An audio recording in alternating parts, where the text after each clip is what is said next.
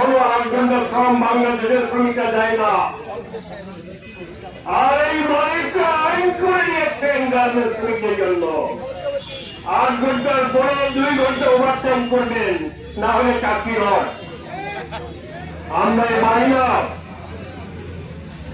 আমরা 8 ঘন্টা শ্রমিক চাই, 8 ঘন্টার পরে আমরা কাজ করবো না। ভাইরা, আপনাদের পরিবারে আইন রয়েছে, মালিকরা আপনাদেরকে নিয়োগ করতে দেবেন, দিয়েছেন? কোন পরিমাণ শ্রমিক নিয়োগ করতে আছে নাই। তার মানে এটা আইন লঙ্ঘন। আইন বাস্তবায়ন করার দায়িত্ব সরকারের। সরকার শুধু আইন করলেই হবে না, আইনের বাস্তবায়ন আছে কিনা এটা দেখবেন সরকার। আমরা আইন হাতে তুলে দিতে চাই না। আমরা পারি, কিন্তু আমরা আইন হাতে তুলে দেব না। আমরা সরকারকে বলবো, তুমি আইন করেছ, আইন বাস্তবায়ন করতে হবে। আর বর্তমান সরকার কোন রাজনৈতিক দলের সরকার নয়, একটা অন্তর্বর্তীকালীন নিরপেক্ষ সরকার, নির্দলীয় সরকার। এই সরকারের তো আইন মানার ক্ষেত্রে কোন সংস্কার কথা তারা কেন মানছেন না? তার মানে রসুন কুয়া যায় দেখেন না কেন, গোড়া এক জায়গায়। দলীয় সরকার বলে না, নির্দলীয় সরকার বলে, সকলেই মালিকের লোক। আমাদের শিক্ষিকার হোসেনের অভিভাবক কি আমাদের নগর পিতা, তার দায়িত্ব হচ্ছে আমাদের সুখ দুঃখের দাও করা।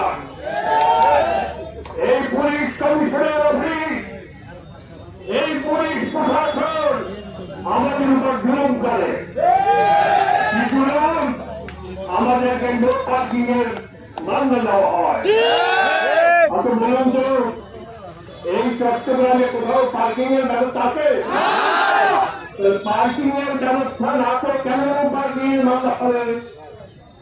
যদি পার্কিং থাকতো, আমরা সেখানে পার্কিং না করলে আমাদের মধ্যে মামলা হতে পারত। পার্কিং এর ব্যবস্থা না করে নো পার্কিং এর মামলা দেওয়া যাবে না। আমরা হুঁশিয়ার করতে চাই, মে দিবসের 139 বছরে আমাদের উপর জুলুম বঞ্চনা হয়ে আমরা স্বাধীনতা মানব না। আমরা ইনসাফের পক্ষে, আমরা ন্যায়ের পক্ষে, আমরা আইনের পক্ষে, এবং আমরা আমাদের রোজগার 100 খাওয়ার রোজগার, মাথায় গামছায় করে আমরা রোজগার করি। আর আমাদের উপর চাঁদাবাজি হবে, আমরা কোনো চাঁদা দেবে পারব না। চাঁদাবাজি যে দলেরই হোক, যে নদীরই হোক, ওকে চাঁদাবাজকে চিহ্নিত করতে হবে। আমি আর কথা বাড়াতে চাই না। আমাদের মাননীয় প্রধান